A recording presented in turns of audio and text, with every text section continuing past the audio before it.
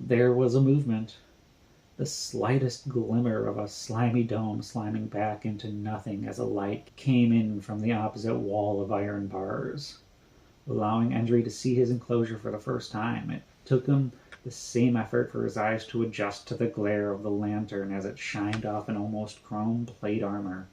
The prisoner raised his hand to cover his eyes from the glare of the lantern and the thousand reflections that bounced off Carandino's chest. The knight held the lamp in a manner that mirrored Endry's position on the opposite side of the bars, his narrow eyes squinting that much more as he surveyed the cramped conditions in which Endry had been left. The freeman's expression was that of stone, cold and void of emotion as his lips parted.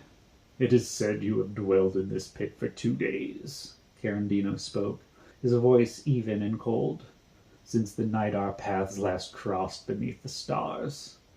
Endry's eyes finally adjusted to the oppressively bright single source of light. Endry opened his lips, chapped and split thrice over. Endry got his look of whatever this dungeon was. Large wooden rafters crossed the ceiling. It looked like the walls past the ceiling were made of scaffolding and gravel. They were under the streets.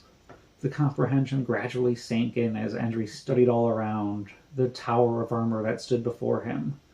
Before he could respond, Endry held his hands under one of the leaks until he had a small handful of dirty water and pushed it to his lips, more wetting his torn lip than drinking the ugly water. "I wouldn't know," was how Endry chose to answer. "Kiara."